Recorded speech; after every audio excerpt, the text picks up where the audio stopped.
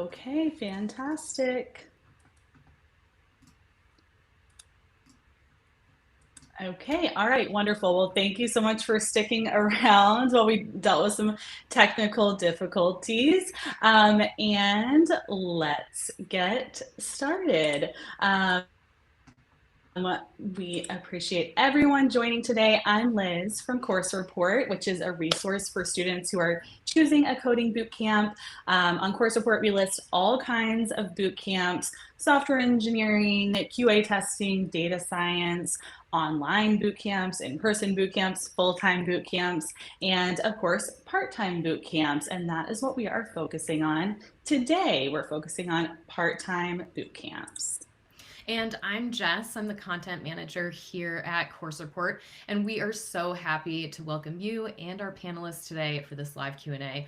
All of these panelists that we have here today are part-time bootcamp graduates who graduated either 2022, 2023, or even 2024, and they've all made successful career changes over this past couple of years. And that is no small feat to make a career change right now. So I want to jump in and introduce us so that we can get right into your questions. First, we have Ariel Bradley, who has a Bachelor's of Science degree in the music industry and had enrolled in Springboard's Cybersecurity Career Track Bootcamp in 2022. And Ariel is now an information security analyst at Pearson. Thanks so much for joining, Ariel. And then we have Faris Al-Qasim, who has a background in sales, but then pivoted to QA engineering, quality assurance engineering through Careerist. He graduated from Careerist in late 2023, and now he's a software QA engineer at Planet Technology. Thanks so much for joining, Faris. We also have Allegra Rappaport. Allegra was working as a data analyst before enrolling at the coding bootcamp at Tech Elevator. She graduated from the bootcamp this May and is now a junior software engineer for the Detroit Tigers. So cool. And then we have Jess Sepulveda. Jess has a background in sales and marketing before completing the software engineering boot camp at General Assembly last summer. And Jess is now an associate software engineer at Fidelity Investments. Thanks so much for joining, Jess. Absolutely. Okay, so just from those intros, I feel like I already have a ton of questions because those are such cool jobs. And I want to know how everyone got from A to B. But we're going to focus on the questions that the audience actually asked when they RSVP'd. So I will back off and leave my questions for later. Yeah, so if you asked a question when you registered for this event, we're going to pass those on to our panel, and we'll continue to take your questions live. So be sure to use that Q&A feature on YouTube Live throughout the panel. Yeah, absolutely. Okay, so just to get everyone thinking, you can tell us in the chat, which is on the right side of your screen. You can start to think like, where are you in your tech job search? Have you enrolled in a boot camp? Are you thinking about a boot camp? Are you weighing two different boot camps maybe? Tell us where you're at today. Yeah, and you can see there's a wide variety of careers that our panelists have chosen. What would your dream job be as you think of your tech future? And then another question to think about if you're just trying to think about ways to engage and tell us things in the chat. Think about like, would you want to do a full-time boot camp, a part-time boot camp? Have you thought about the time commitment that you have? Have you already made that decision? Tell us what you're leaning towards right now, and maybe you'll have changed your mind by the end of this by the end of this panel. All right, let's jump in with a pretty basic question. If you can rewind and think back to when you were researching boot camps, we'd love to know why each of you ultimately chose the boot camp you attended. Ariel, let's start with you. Okay, so the boot camp that I ultimately chose, as you see, is Springboard. And the reason why I chose that was because I was deciding between that and some of the more smaller and local university tech boot camps. I don't remember the name at the moment. But the reason why I chose Springboard was because the affordability, the job guarantee, program, and then also being able to have a more personable conversation where I could ask all the questions I could and get um, educated answer when I spoke to Springboard compared to some of the local universities that have the same curriculum. It's just at different universities based off your location. And Margaret also asked a quick question about the job guarantee. Did you end up getting the job guarantee or the tuition refund guarantee when you were at Springboard? No, that was something that I was deciding on because for Springboard, the job guarantee model is basically land a job or you'll get a refund. And if you get a job within 6 months, or if you don't get a job within 6 months, then you can get a refund. And I was on the cusp of that. It took me a couple more months to actually land my first job. And I actually spoke with the I guess, coordinator in the career coach segment of Springboard, and she actually said it would be good to probably switch career coaches and try to see if you can still land a job because she had a lot of faith in me. And that's the reason why I didn't get the refund or didn't go down that path, but it's still something that people have received. So it took you about like 8 months to get a job instead of Yes. 6. Okay, Yes. interesting. Cool. And then Ferris, why did you choose careerist?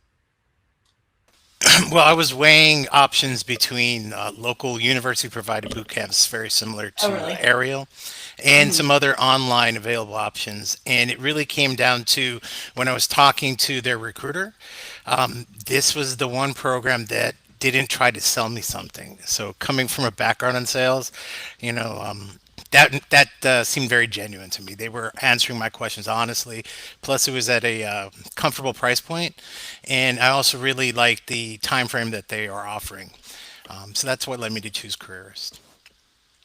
Ferris, did you know that you wanted to do QA testing as a career path? Like, how did you decide on QA testing in general? So I definitely wanted to break back into tech. Many Hmm. years ago, when I graduated college, I worked briefly in tech, and then life just sort of steered me towards sales. So I knew I wanted to get back in, and I read an article in Forbes magazine about the most appealing jobs in tech, and the number one for lowest stress level and easiest foothold seemed to be going into QA, and I really like the idea of getting to sort of get paid to break software. That's really what the role in the essence is, and it's a lot of fun. It's very interesting. So yeah. That's cool.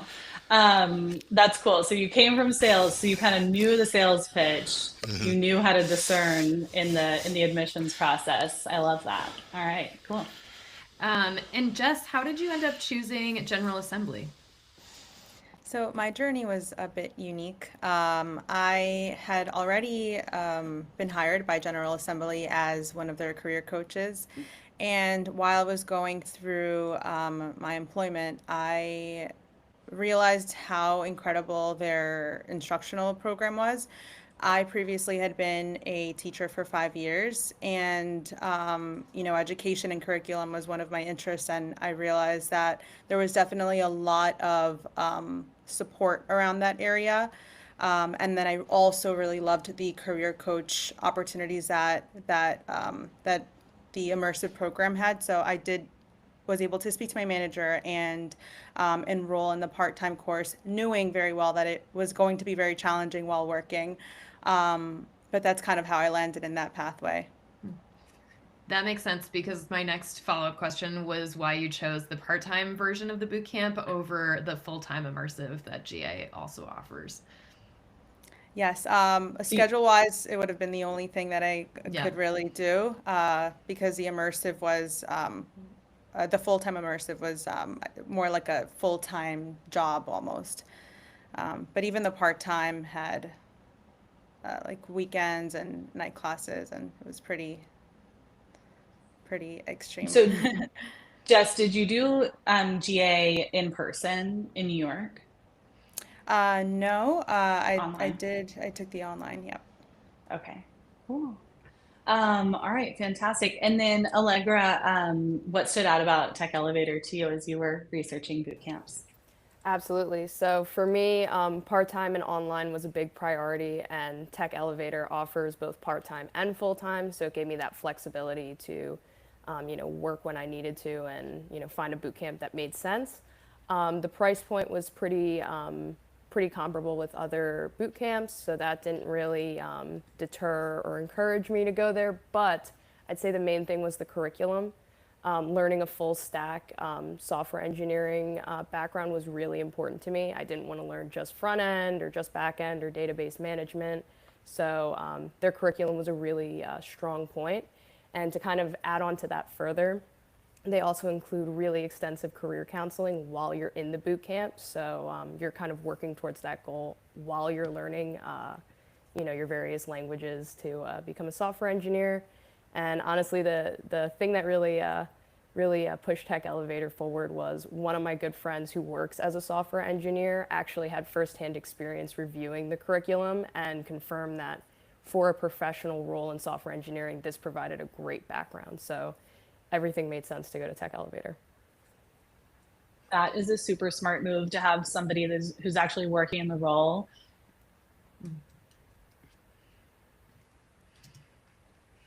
review. Smart to point out that I think in most cases, a part-time boot camp and a full-time boot camp, the price, the tuition is not going to be that much different, right? Like there isn't so much of a difference. It's really the time commitment.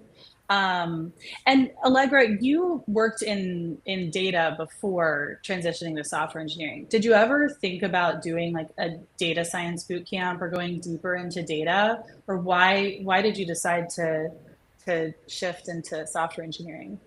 Absolutely. So I started as a public health major out of school. So a lot of data analytics made sense for what I was studying. I was already working with large data sets and using some programming languages here and there, mostly R, which thankfully I don't use anymore in my job.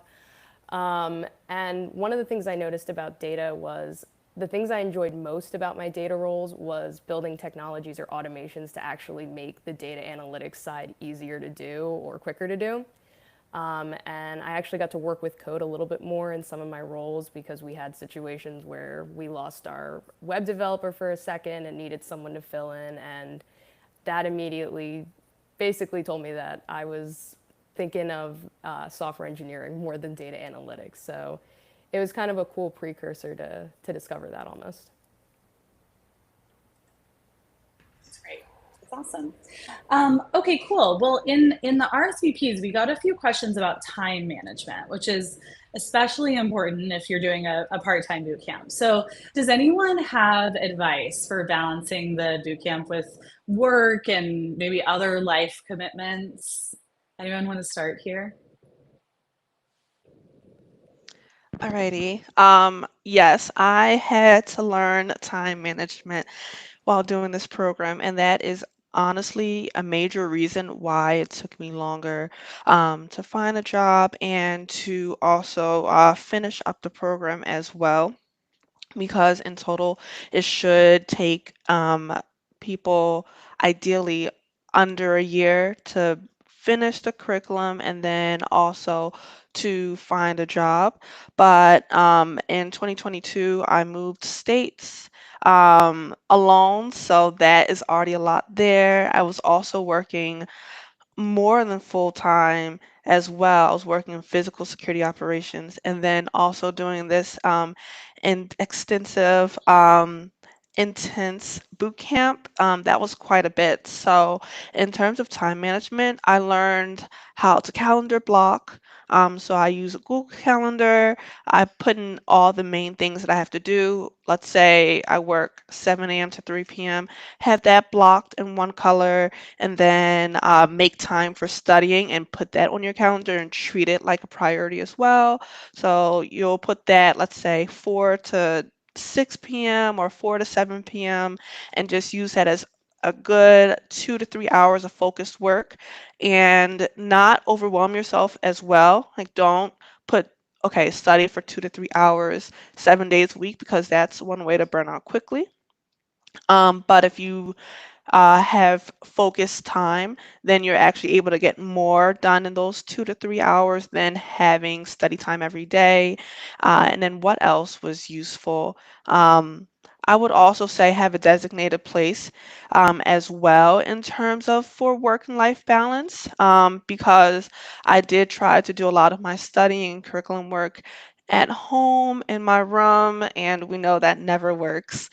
So I got very familiar with going to libraries, going to coffee shops to do that work as well. And then also not forgetting to have a social life and time for yourself, because that'll help to prevent burnout, which is something that I did not do, which I would recommend for someone going forward. Ariel, you mentioned your mentor before, or having that like kind of one-on-one personal attention. Did your mentor help throughout that process, or was it more like in the curriculum that they were teaching you um, those Um, skills? I think maybe at some point they showed us in the curriculum, but it was like a minor thing, if so. But that was something I've learned from my mentor, Yeah. specifically when I was in the career coaching segmentation of it. Both of my Mhm. career coaches that I did have um, told me to make sure I prioritize and put time towards the job application process and also for Springboard. I'm not sure if that's the same with the other tech boot camps, is that we had to kind of update every week our quota, which was about four jobs to apply to and seven informational interviews to have per week. So they definitely stress prioritizing that. And since I was working a lot, I would push it to Sunday evening when it was due. And they were like, yes, you have to do that earlier. So that kind of led me into, okay, let me set this time to get this done earlier instead of rushing and then having a poor quality job application and networks and connections. Okay, time blocking, calendar blocking, using a designated space. Any other advice, Ferris? How did you balance careerist with the rest of your life? So I did follow a lot of that, blocking specific time out to, go over the material and do my prep work. The way they structured their classes, 3 times a week, really sort of built in sort of a schedule there. And then I just had to fill in the gap around it. But also making time to make sure that like you can decompress from what you're taking in, so you're actually giving your brain a rest, and then be able to come back with a fresh approach. I think it's a really important thing to taking one of these boot camps part time while also maintaining a full time schedule. That's cool. Okay, so careerist was structured, so it was 3 times a week that you were meeting with your cohort or Yeah, with it your was about instructor. 6 hours in class, and then I'd put in another 6 to 10 hours on top of that to make sure I absorb the material. Okay, cool. And Jess, at GA, was that similar? You were like meeting for designated times throughout the week. Yes, we had Okay. during the week we had class, and then on Saturdays we had a longer class. But to add to the time management part, I think one of the things that helped me a lot was having a group of people that were also part of my cohort that lived nearby. because I definitely felt at one point, at certain points, information overload. There's a lot to learn in tech and software development. So we'd meet probably once a week at like a cafe or something and just sort of like run through everything and try to kind of piece everything together. And that helped me kind of consolidate my learning for then the following week. That's so cool. You're learning online, got to meet up with people in person, learning part-time. That's awesome. That's really cool. Allegra, anything to add? I know Tech Elevator can be intense. How did you make it work with because you were working full time too? Yes, I was working a 9 to 5. Intense. Kind of similar to Ferris, we had classes twice a week, so that kind of helped build out more of a schedule. So honestly, one of the things I did was we would have one lecture and then one pair programming class each week. And typically after the lecture, I would try and see if I could get a start on the assignments because they were typically due Thursday. And then Wednesday, we'd actually be working on similar code to the assignment. So I would just try and strike while the iron was hot and while the material was fresh in my brain to try and build that muscle memory. And I was formerly a chronic procrastinator, so obviously that wasn't going to work in a boot camp. So I made a huge point to try and get as far ahead as possible. I would jump on the reading as soon as it was available, try and tackle some assignments as soon as possible, and just try and break it up into smaller chunks instead of leaving one giant assignment for midweek. And I guess the other thing I would say is obviously this depends on your role, but sometimes I would go to work a little bit earlier so that I could maybe wrap up a bit sooner and not be working right up until the start of my boot camp class time. But I think Ariel also made a great point of find a hobby to do that is just like relaxing and de-stressing, because there is time for it and it's a great way to actually keep your brain thinking and would probably actually help with your assignments, shockingly. Yeah, absolutely. I mean, I think if you're tuning in, it's also cool to see that there are different options, right? Like if you need the flexibility to be able to take the boot camp on your own time over maybe a longer period of time, over a year, that is available. And then if you need like the structure of being able to attend class 2 or 3 times a week, maybe on the weekends, like that's also an option. There is really a spectrum there. So very, very nice. That's awesome. Yeah, so many good tips in there too. Let's touch upon the curriculum a bit for each of your boot camps. Like, what was one of the most useful skills or tools that you learned in the boot camp that you're now using at your job? Jess, let's start with you. Sure. I would say the most useful skill would be collaborating. I know General Assembly is big on that. There are a lot of group projects, and honestly, it is very similar to how I work every day. I work with my team constantly, learning how to review someone's work. We call them pull requests. And then we also have to be pretty knowledgeable on how to work with the terminal. And that's something that we had to do on a daily basis at GA. Awesome. And Ferris, what about you when it comes to QA? So, learning how to use the industry technology like Jira and TestRail, getting familiar with that. But for me, the most critical thing that I took away from it was the knowledge of how to properly prepare test plans and dissect complex documentation to really suss out what are core functionality and how to then formulate, sort of your edge case testing and everything else, making sure you're covering everything that needs to be end to end on a project. And Allegra, what about you as our other full stack engineer on this panel?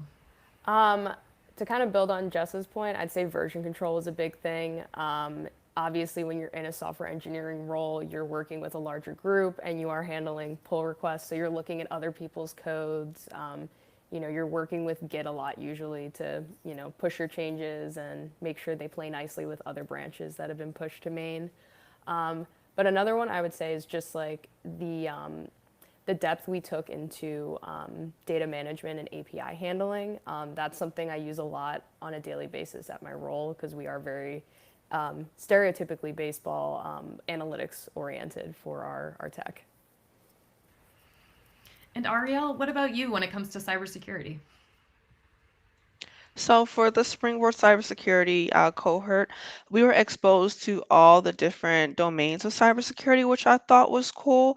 Unlike Allegra and Ferris, we didn't get into the nitty-gritty parts of each job role. Let's say if right now I'm working in security operations, we didn't get into learning the specific tools to a point where we're comfortable. But I did like the fact that I was exposed to many different paths.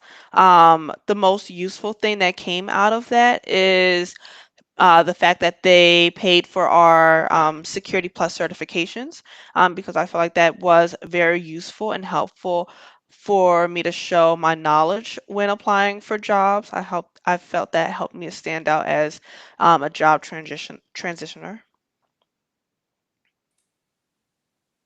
That is a great point. Yeah, especially for cybersecurity jobs. That's amazing. Um, Allegra, I feel like you gave some great advice before about like taking time to do things for yourself that makes you a better student and better like in the classroom. Um, any other advice that you would give to somebody who is about to start a part-time boot camp and wants to get the most out of their experience as they're starting tomorrow? Definitely. I would say take your time with the material, make sure you absorb it. Google anything you don't know, even if it's like one word at a time. Ask your professors all the questions because at the end of the day, this is an investment for yourself. So you want to make sure you get the most out of it. And yeah, like I would reread like certain pieces of code that I didn't understand. I'd ask classmates, my professors, and even in this day and age, you can ask ChatGPT to see if they can provide a good explanation of what this chunk of code does and why it's better than a different chunk of code. So just really take the time to absorb it and don't rush it. Yeah, that's a great point and something that I feel like I've heard other alumni say when I've talked to them about part-time boot camps is that they would look at that 12 weeks in a full-time boot camp seemed really daunting and overwhelming, and that they actually appreciated having like 24 to 36 weeks with their instructors, and having that extra time to like digest all of the information. It's actually could be kind of a plus of the part-time experience. So yeah, thanks for pointing that out. Cool. We had Marwa ask us about what the biggest challenge is when making a career change through a part-time boot camp. So I'd love to kick this question over to Jess. What are your thoughts? Sure. For me personally, I would say the biggest challenge was to find those transferable skills from my previous career to tech. I came from a non-traditional, non-tech background, and like the most I knew was how to use an application, but never really getting like into the nitty-gritty of code. So trying to understand like the umbrella of things that a developer has to do, not just coding. And then seeing how that aligned with my previous career as a teacher. That took some pre-work, but now being on the other side of it, I see so many similarities. And every day, like as I'm working as a developer, I think that I was a teacher before because there's a lot of things that I learned from teaching that helped me today. Yeah, especially if you think that collaboration and learning to be a really good collaborator on a team was one of your best takeaways from General Assembly. I feel like that teaching background, Yes, absolutely. probably nothing better. Yes. I mean, and oh, sorry. To like add to that, a big part of my day to day is documentation. There's a lot that goes into not just producing code, but also documenting if there's a certain process that you're experiencing, and it's very important for the team and the organization that we document stuff. And I learned a lot of how to do that with teaching. Fantastic. All right, cool. Well, I'm gonna spend the last bit of our time together talking about the job process. So, Margaret asked us to talk about the job placement process at each of your boot camps. And so, could everyone just talk about what this was like at the boot camp that you went to? Did you have a career coach? Did you start talking about the job search process on day one? Did they save this for the day that you graduated? What was it like at the bootcamp that you went to? Ferris, maybe you could start by talking about this at Careerist. So yes, they have a whole career coaching system where they pair you with a career coach to get you prepared for sort of the question and answer sessions. There's mock interviews. They even have an entire sort of, I want to say, a system or a strategy of how to approach the QA job search. And they've actually developed a little app that you can, or a plugin for Chrome that'll help speed up that whole process. It creates a spreadsheet and everything to help you track it. But I found that their system that they sort of preach really was really effective. I landed a job in QA 2 months and like 2 weeks, and I had three offers to choose over. So yeah, their system works in my opinion. That's fantastic. That's really cool. And how did those interviews go? The first one was, of course, the first one, right? But after that, my soft skills have always been pretty good from a sales background, so I was able to get along pretty well through those interviews.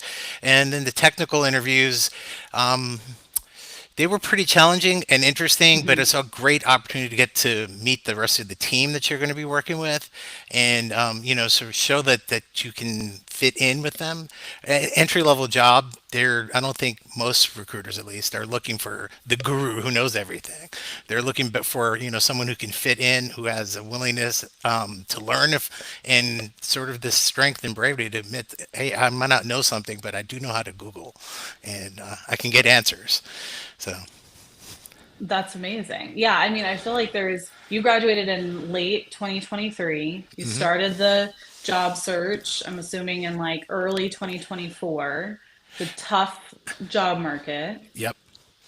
So it's It, incredible that you you got know, through it. it was a bunch of interviews. I've done a bunch of different companies. The one thing that I would stress to anyone in this tough market is persistence. You can't take rejections personal. And let's see, I must have sent out probably like 503 resumes to land the three contracts and to get to choose between them. So um, that's at least the approach that I took. So. Okay, I want to get into that a little bit more in a minute. Ariel, how was the career process at Springboard? You mentioned this a little bit. You had to do a certain amount of updating your LinkedIn and resume each week. So did Springboard do this like on a weekly basis? So, to answer that second question, yes, it was a weekly basis, but the process for this was that you were assigned a career coach.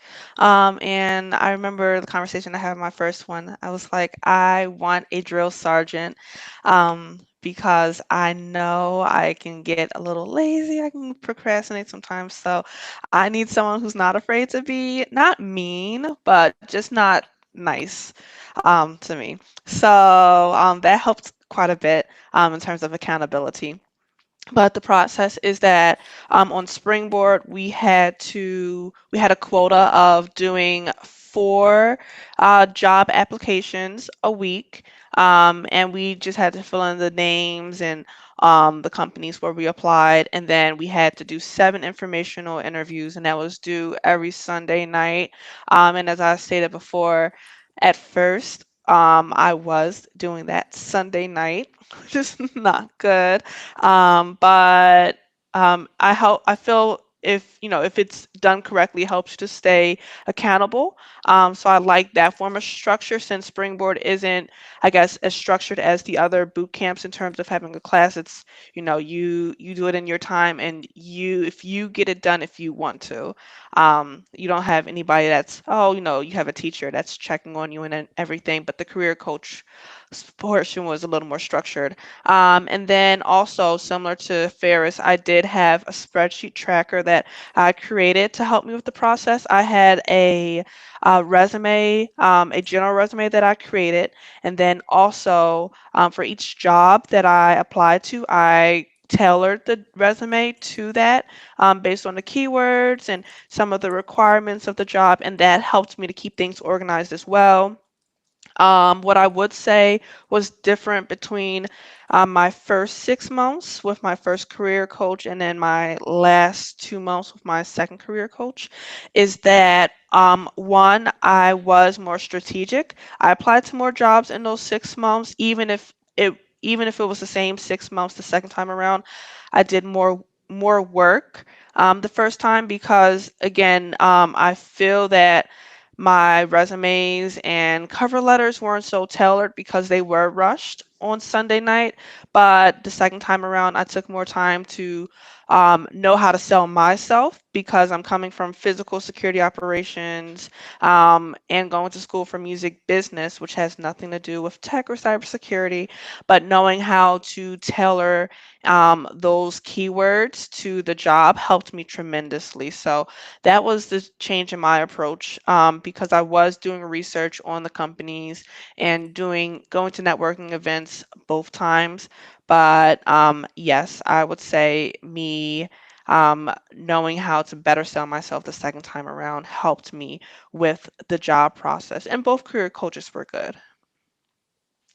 Sounds like it takes a lot of persistence and strategy. Yes, a lot. Jess, how about at General Assembly? Since you were also working on the careers team at GA, were you your own career coach? Yes, in a way, Really? ironically. But I had only been a career coach for, I would say, less than a year.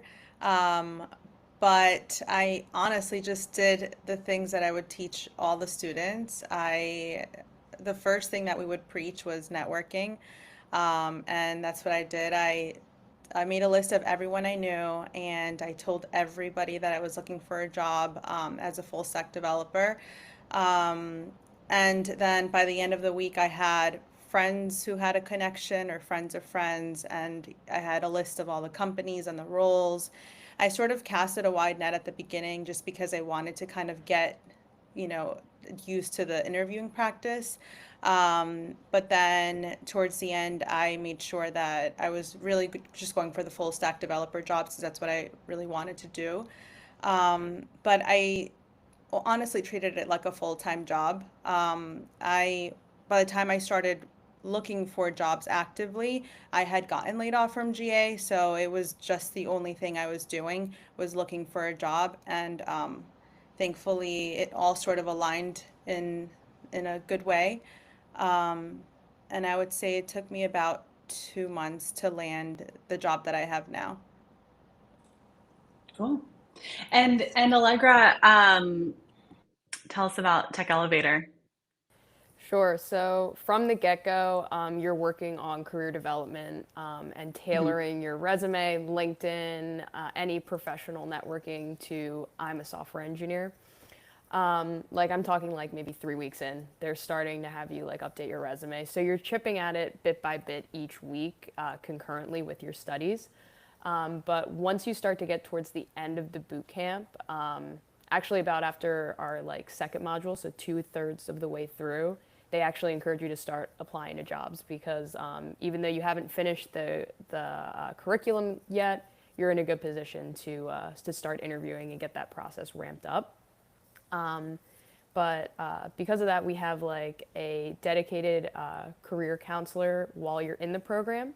And then once you graduate, you actually get a more personalized career counselor as well.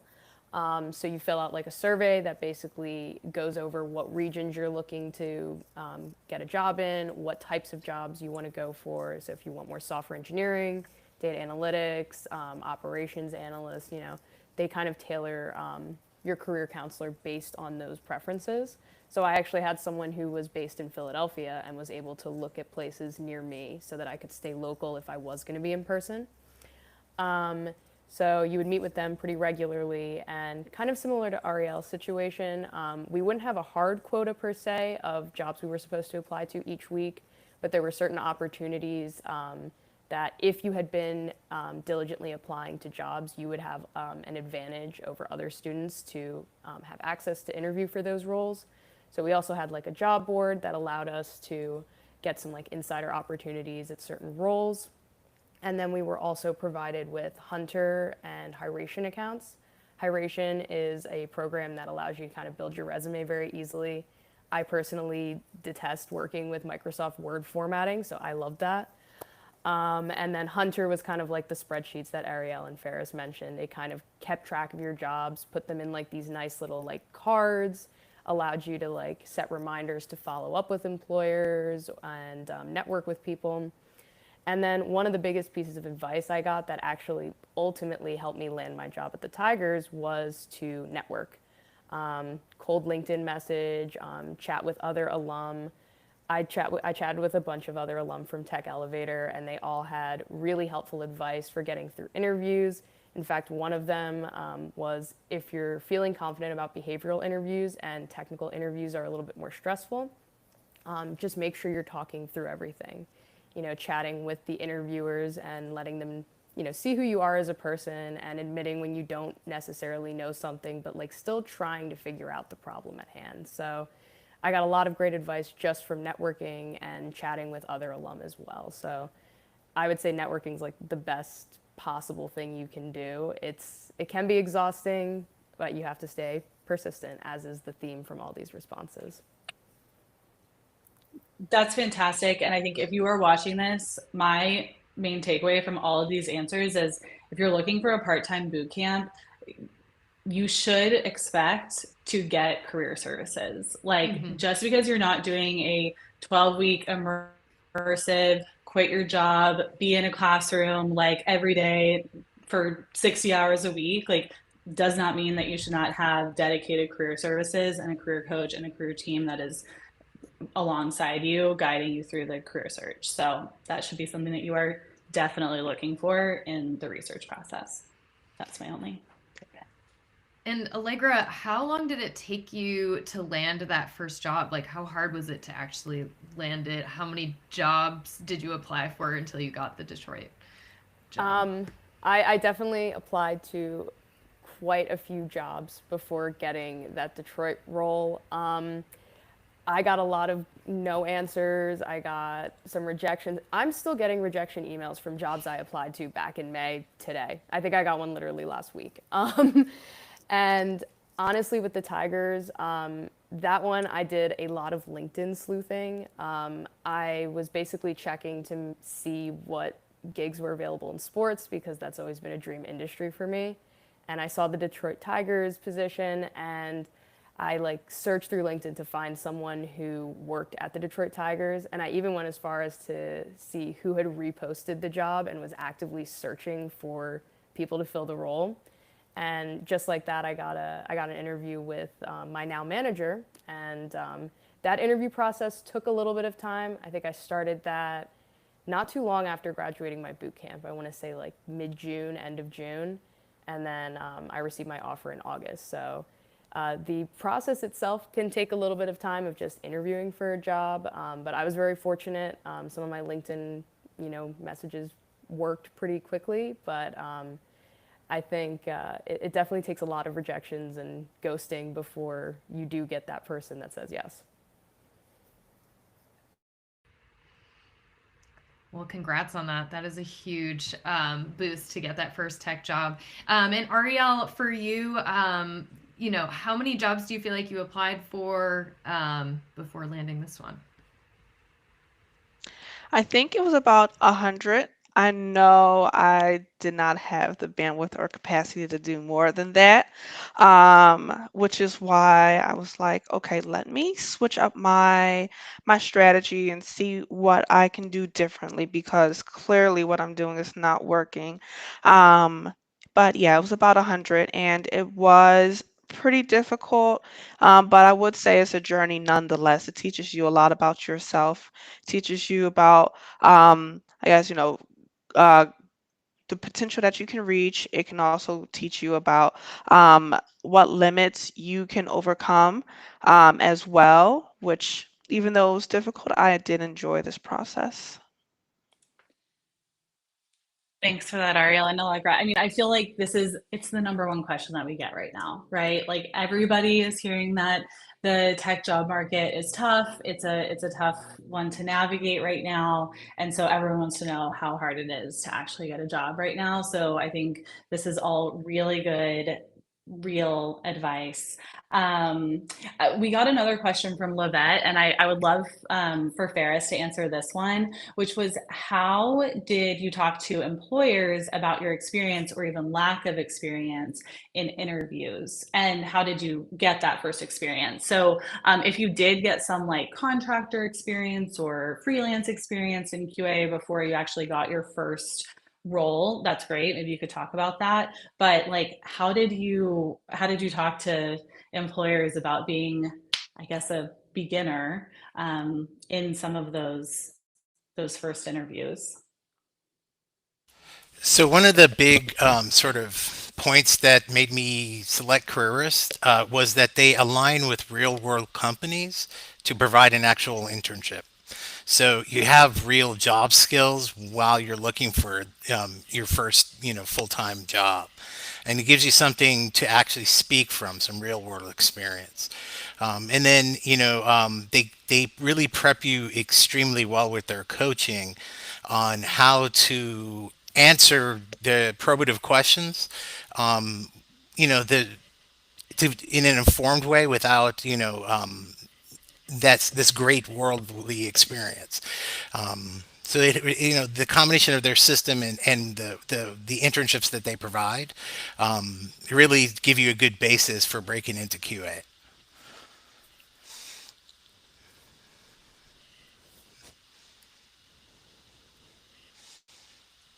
Sorry, I was muted.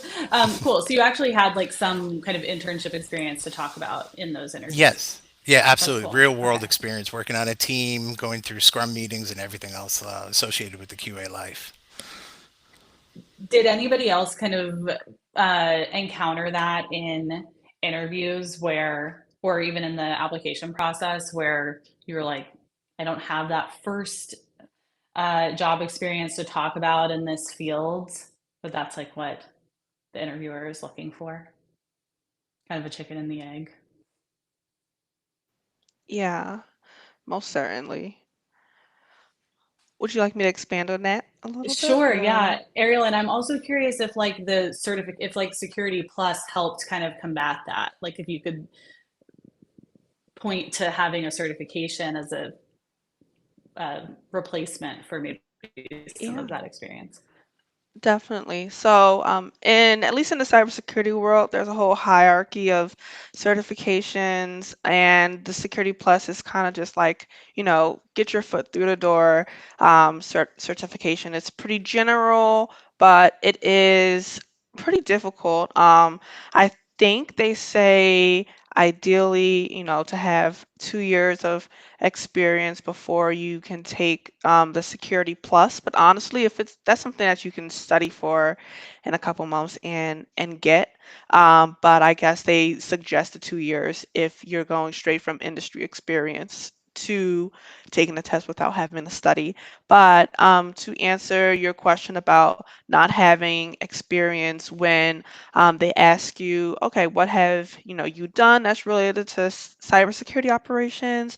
I do say, I do want to say that Springboard did give us online labs, virtual labs to do in some of these tools, such as Splunk. That's a SIEM, which is basically like a log monitoring tool. So basically, a log monitoring tool, to be pretty short, is when there's a lot of web traffic or a lot of network incidents and all of those things, it'll just be in a long, I guess, kind of document, so to say. And we had experience kind of weaving through issues within the seams so we can have a better understanding. And I will just place that as my project experience in the resume, so I can speak on it with the interviewer. And then also I did use Code Academy on the side to get a couple projects under my belt, such as if there's a SQL injection attack or cross-site scripting, how would I use code to remediate that issue? So that was helpful on the side. And then for the things that I couldn't speak to, since we didn't have an internship experience such as Ferris, I was still a little lucky working in a industry that could somehow translate to cybersecurity. As I said before, I worked in physical security operations. So the concept of dealing with incidents and monitoring alerts was kind of easy to translate. I just had to use the technical terms that you would find in cybersecurity operations and just replace that in physical security operations. So I would say, okay, I have not had experience using a cybersecurity SIEM or monitoring tool in real life, but in my physical security role, and I worked for a bank in North Carolina. And I would say that I used this specific tool, and this is how we accomplished it, so they can see the similarities, even though they're two somewhat different industries.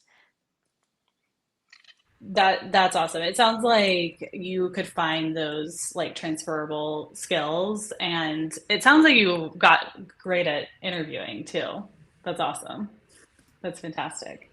Okay, y'all. Well, we've got about 5 minutes left, and I would love to wrap up with this last question for everyone, which is something that Jess and I love to ask everyone who's graduated from a boot camp, which is at this point in your career, do you feel like enrolling at the boot camp that you went to was worth it for you? You invested time and money in this decision.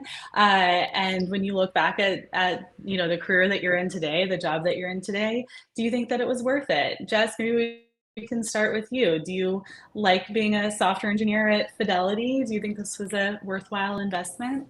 It was definitely a worthwhile investment as far as everything, all the resources that were put into it.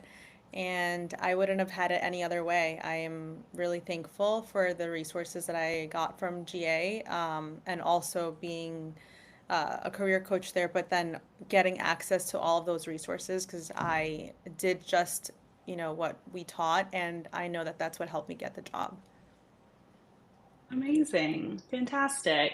And Allegra, I mean, it sounds like from listening to you today, it sounds like you love working as a software engineer for the Detroit Tigers. Do you feel like you could have gotten here without Tech Elevator? Could you have like rewound and done this on your own? Maybe it would have taken a lot longer, or how do you feel about the investment in Tech Elevator? Sure. So before I enrolled in Tech Elevator, I actually tried to do it on my own. I tried to just teach myself everything I needed. And honestly, the structure and the assignments that Tech Elevator provided were really what actually helped me accomplish all the things I've accomplished today. So I definitely think it was worth it. I think, it's like anything. If you really are motivated and want to learn it, you can totally do it yourself. But I think a boot camp provides a fantastic, not only education, but also career services. And I mean, some of the resources I have now as an alumna for Tech Elevator are not something I would have if I had not gone through a boot camp. Like even today, I still have access to a bunch of alumni resources, such as we have like mini coding projects that Tech Elevator runs that you can partake in, um, code bases so that you can build your own projects in your spare time, and basically just the resources that exist even a few months out of a boot camp are unparalleled. So definitely think it was worth it. And yes, I absolutely love working for the Detroit Tigers. So I feel very grateful to be where I am today and to be able to nerd out on software all day and get paid for it. So cool. And Ferris, how about you? You went from sales to being a QA engineer. Was careerist worth the investment? Absolutely. This was probably the wisest career move I think I've ever made for myself. I've never been happier. And everything that they talked about in their, the first couple of weeks of what life would be like in the boot camp came true for me. I'm happy. I have really low stress, and I love what I do. It's really interesting to get to play around with software and break it. And I still can't believe that's what they pay me to do. So, yeah, it was a wise investment on my part. Oh, cool. Well, congratulations. And Ariel, I will wrap this up with you. You spent about a year learning at Springboard, learning cybersecurity, and you're now in information security at Pearson. Really cool career transformation. What do you think? Was it worth the time and the effort and the money that you invested in the career change? Yes, I would say it's absolutely worth the decision, and it was a wise decision, such as what Farrah said, and as Allegra and Jess said as well. Wouldn't have it any other way. I think the structure has helped to keep yourself accountable, and I also do want to say I am making twice the amount that I did a year ago working in a completely different field. So well worth it all around. Amazing. Okay, I love to hear that, but also just want to point out that all four of these people clearly put in an incredible amount of time and effort to make their career change happen. Was not a golden ticket by any means. They didn't just sign up for the boot camp and then like were handed a job on a silver platter. So congratulations to all of you for putting in the time and effort and really making it happen for yourselves as well. And I think that is a perfect place to wrap up. It is 2 o'clock on the dot. And thanks to everyone for tuning in. Thank you to all of our panelists. We can't thank you enough for being here and answering all of our questions about part-time boot camps. We will post this video on the Course Report blog and send it to y'all in a follow-up email later this week. Course Report has a couple of scholarships available for General Assembly and Springboard, so we'll include instructions to apply for those. It takes about 1 minute if you're interested in those schools, and we will definitely be doing more of these live Q&As in 2025. So you can let us know in the comments, or you can email us at hello@coursereport.com. Let us know if there's a specific topic that you want us to dive into. Thank you so much, Jess. Thank you so much for co-hosting, and thanks Allegra, Jess, Ferris, and Ariel for joining. We'll see y'all soon.